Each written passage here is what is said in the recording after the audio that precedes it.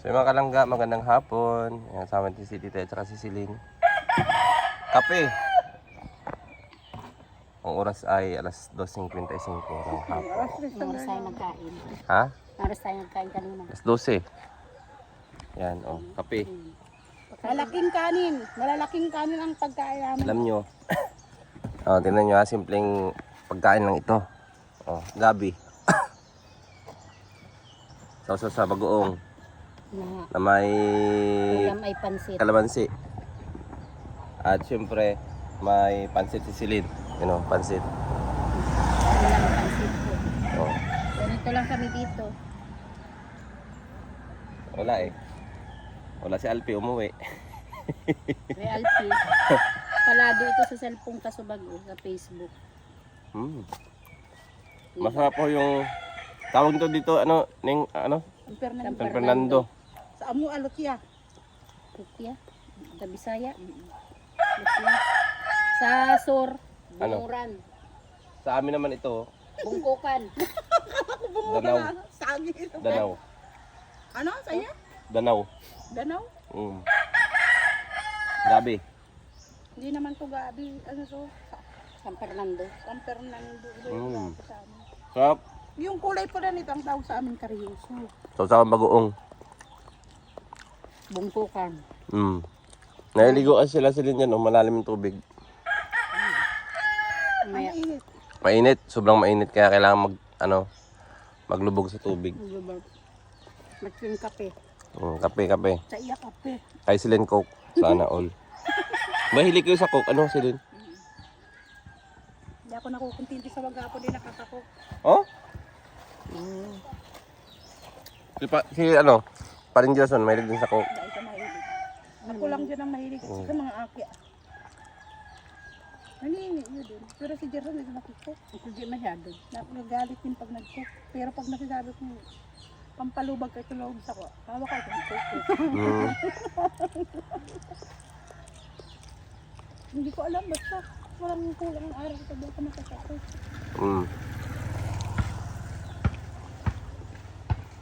Ano palang, ano mo Celine, minsan mo kay Ivan? Visit tayo. Galit daw siya, hindi siya chinachat. Hindi ka dyan ni Ivan, bakit? Nagampasahan akong picture, pinakapadaan ako. Ay, kaawa man. Ayun pala yung pinost mo. Oo. Bawat punta ko sa imapunta, papasahan akong picture. Tapos wala nang message, wala. Puro picture lang. Pinapasahan ka. Picture lang, tayo ko visit. Tapos kaninang maga, minisage ako, Mama, kumusta? Hindi ko i-reply, nasusura ako eh. Ay daw, nagsumbo yata kay Trixie. Kaya si Trixie nag-reply sa akin. Hindi ka daw na-reply kay Ivan. Nasusura pa. Ilang araw na nagpunta doon, di ako Hindi nagchat sa iyo? Kasi first time na wala si Ivan First time mo naman na napalayo. Napalayo. Kaya parang natatagit. Kaya ko, dahil mo namimiss si Ivan. wala akong kaway araw. Masipag yun sa Ivan pag nagluto. Sa totoo lang, Kuya Rene, si Ivan, maliit pa yan. Yung ugali niya talaga ganyan. Yung kala mo ba yung makulit siya. Garo nga ni Yung kumbaga sa Bicol ay halaw-hagaw. Pero sa totoo lang, mabait yan si Ivan. Kahit anong utos mo dyan, listo yan. Oo, mabilis. Talagang sunod Ganun agad. lang talaga siya kasi yun talaga yung ugali niya eh. Pero kapag sinabihan mo yan, sunod naman yan. Hindi baling ganyan, basta mabait. Kaya nga pag wala siya, para akong napipilayan yung wala akong mautusan. Tulad ngayon, may gala ako, hindi ako makaalis. Pag wala siya, walang mabantay kay Lila niya. Pero kapag nandyan siya, nabubuelo ako. Wala siyang mautusan. Ivan, maghugas ka. Ivan, maglaba ka na. Wala, lalaba pati yun. Oo. Grabe si. Pakainin mo na si Lola mo. Ay, pakainin niya yun. Kasi Pagising niya ng umaga, yung may pasok pa, pagising niya ng umaga, ang intindi na niya, pakainin si Lola niya. Yung Responsible man nanguhugas responsable na yan yun si ng Ivan. plato niya. Wala yan. Kala nyo lang ano si Ivan, pero responsible yan si Ivan. Maliit pa yan si Ivan, pero ano na yan. Alam na niya, obligasyon niya sa bahay. Alam na niya kung anong gawa. Oo. Ay, baka nagbo-voice over pa man. Tama. Si voice over, ano? Ano ni Nini? Pagising. Ano niya? Tapos paghiling kay Rachel siya niya, putik. Tagal pa si Nini. Ay, nga lang pala yung naglayo, Ning. dati man nag-ano man na siya, kundi ilang araw lang nagbalik na yun. Ngayong malaki na si Aiba na ano, ngayon Oo. napalalit sa Aiba. Oo. Hindi nga ako sanay nawala yan sa mga ano ko. Kaya nga baga, ngayong malaki na siya, sabi ko sa kanya, matuto na tayong mag-distansya sa isa't isa. At Alam mong darating yung panahon. Ay, mas lalo. never pa yan naghiwalay. Lalo na pag Naihiwalay lang ako sa kanila pag nag-uwi ako Mindanao. Sa kayo sa Mindanao, sa Zamboanga? Hindi, ano? Bukid mo. Di ba bukid mo yung pinapano? Hindi, Agusan del Norte, Agusan del Sur. Agusan. Namatay si Papa mo. Agusan pala yun. Agusan, sa Agusan ka. Sa may Butuan na din. Butuan nga. Ay, dito lang sa bungad. Pagaling ka dito sa late, ano, sa, Nakatawid mo lang Surigao. yun. Mga ilang oras na lang. Alam mo Neng, ining San Fernando na ini. First time kong nakakakain kayan, di man talaga ako kaya nakakan. Nakakakan ako kayan digdi si pag-uli ko na digdi. Itong naging agum ko na si Tata Dennis. Masarap din kasi ito berdura sa ano ay. Kasi hindi ko alam na ito pala yun, lagi nilang kinakain dito. Madalas maglaga niya na si Uwing ay, tapos hindi ako nakain. Nang nagkain ako, nagsawsaw ako sa, excuse, yung asukal baga na may nyug, sinawsaw ko dun, masarap pala. Kasi ang kinakain ko man na nakamulatan ko, yung ameris, alam mo itong ameris? Yung burot, burot ba yun? Oo. Burot yung ibang tawag, yung parang ube na puti. Yun ang paborito Gusto ko din ko. yun. Ameris ang tawag nun dito. Pero yung San Fernando hindi. Dito lang ako nakita. Alam mo yan ang kinakain namin nung araw. Nung wala kaming pagkain. Pag iniwanan kami ng tatay namin, kasi yung nanay namin dahil sa Manila. Yan ang kinakain namin. Bunot lang ako doon sa gilid ng bahay namin, yun, lalaga ko. Ang dami pati kasing maglaman ano. Tapos sausaw mo sa ngayon, bagoong. Tapos magkape ka. Wag na. Pagkatapos mo magkape, magsipol ka. Bakit? Ayun, busog ka na eh. Busog ko na. Naalala ko si ano, si mama ni Nini, si Chris. Paborito niya yung ginamos na sausawan sa nilagang saging na hilaw. Ano? Oo, Sarap ng yan ang bagay dyan. Tsaka ito. Yun ang hilig ng Kuya Rene kahit yun ang kainin niya ng gabihan. Kahit araw-araw. Oo. Nakita ko yun nung naglaga kami nung. Sabi niya, te, masarap yan eh, yung saging ay matigas na matigas baga. Sarap talaga yun. Saktong may ganyan ako. Oo. Sarap na sarap siya. May pansit pa oh. Sarap na sarap. Ano to na ulam niya Neng? Hindi nga kami naglutong tanghalian. Yun ang ginaan namin tanghalian. Katula nga kaming ulam. Muntik na rin yan ang maluto ko kanina kung hindi ako nakakuha ng manok. Kasi sabi ko may baboy pa dyan na pang sahog ba yung baboy. Sabi ko yun na lang, may repolyo pa akong kalahati sa baba. Yun na lang sana, kasi makakita ko rin. May merinda po tayo mga kalangga. Yes, simpleng merienda guys. Nag-live sa Twerna? Hindi, Akala ko baga video lang yan. video nga yan. Si Celine ho ang nagluto niyan. Yung Buko mo! Buko mo! isang ano, San Fernando. Saan mo yung binili Neng? Binili. Habang kanina may kausap ako sa cellphone, para yung kay ko doon. So, Doon sa may unahan doon. Wala. Diyan wala masyadong doon. Hindi man niya nakatara nun ay. yung ano nung titay, dapat nilaga nyo, tapos pinakain sa baboy. Yung katawan. Oo. Sa Bisaya, gano'n. Maganda yung ilaga, tapos Ilaga pakain. niya? Oo.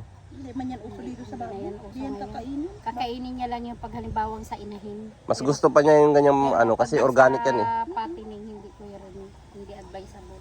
Mm. Kasi mahina ang paglaki ng ano. Nung Pero panahon lang, sa inahin pwede. Pag may nanganak ka ng inahin, pwede mo yan siya pakainin. Sa amin nga, yung ano lang ng saging ng ano, barani. Gaganon na maliliit lang, tapos anuhin. Lulubakon, parang inaanuhan, tapos nilalagyan lang ng... Oo, magpampisaw na kayo.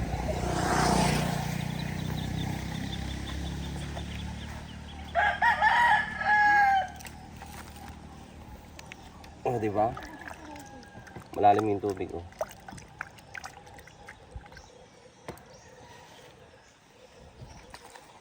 Magtampisaw na kayo sa tubig. Solve. Salamat sa merinda. Kay Celine Dion. Nasa tabi lang. Oo. Nasa tabi lang ang pagkain, ang pagkakan. Kuya Rene, oh. Ha? Magbabaw. Ang babaw nga. Kahapon malalim to eh, pagbalaw ko. Hindi, malalim na nga din ngayon. Napapatawa talaga ako sa buong ulo mo.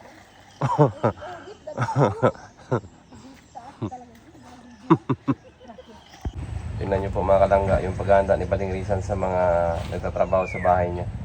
Oh, ilang klaseng merienda yan. Tingnan nyo ha. May tinapay. Mayroong turon. Mayroong pandesal. Saan pa kayo niyan? Tapos ang kakain si Purman lang mag-isa. Oh, yan oh, may kumpletong baso. Oh. Grabe, si Mading Sally pati nag-ano yan. Pepper. Papakulo pa ng tubig. Nagpapakulo pa ng tubig. Hindi lang natin video si Pating Rizan kasi wala siyang damit. Baka mamaya magalit na naman kayo, magtampo na naman kayo kasi wala siyang damit. Mainit kasi dito, masyado sa amin. Kaya, yun. Tsaka si Paling Jeep. Saan na si Paling Jeep pa rin? Sa luwas. Hindi na nang sa likod. Ay, hindi si Paling Sally oh. O mayroon pa yatang, ano? Ano yun? Ay, grabe, may mais pa! Iwan ko mga kung naluto ba yan. Grabe naman yan! Kasi, Alam mo, may mais pa talaga oh. Grabe, meriendahan yan. dala na yan hapunan. Ay, kakaiba talaga si Mading Sally. Uy, Madi, parang hilaw man ito? Parang hilaw? Parang hilaw? Tikman mo. Ah, ikaw naglaga niyan?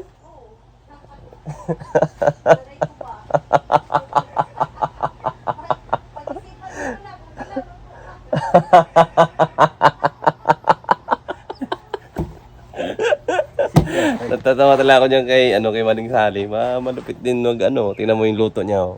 Nilagang mais yan, pero tikman daw kung luto na. Baka pati pag naglaga ka ng itlog, lamasado pa. Minsan nabalik-balik nga sa kasirul.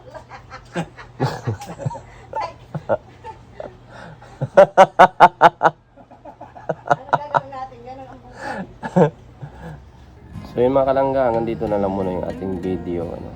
Yan, gusto ko pong pasalamatan si Tita Lea Biray at sila Ma'am Doris Sobebe, yung team ni Tita Lea Biray dahil andyan po sila, nagbigay ng kasiyahan sa mga bata. No, kahit maiksing oras, pero mahaba-haba na din yan. Dahil wala po silang pasok na. No? Kaya maraming salamat kay Tita Lea Biray. Dahil sa simpleng paraan, no, napakalaking impact sa mga bata yung maranasan nila na makapamasyal dyan sa iba't ibang bahagi ng Metro Manila, yan, at sa probinsya, yan po sa Tagaytay. So yan, supportahan po natin ang lahat po ng may channel dito sa Morales Compound. Alam niyo naman po yan. At syempre, Rachel Morales, mga kalangga. Yan, supportahan po natin at huwag natin i-skip yung ads. Yan, sila Pating Rizan, si Daddy Donut, si Mabel, si Hazel, si Tariray, yan, sino pa? Daddy Donut, no? Si Dudang, ayan, si Titay, si VG Scheme, si Alpi, si Kuya Mario. Ang lahat po na may mga channel na hindi ko pa po nabanggit na nandito po sa Morales Team Rachel. Supportahan po natin mga kalangga.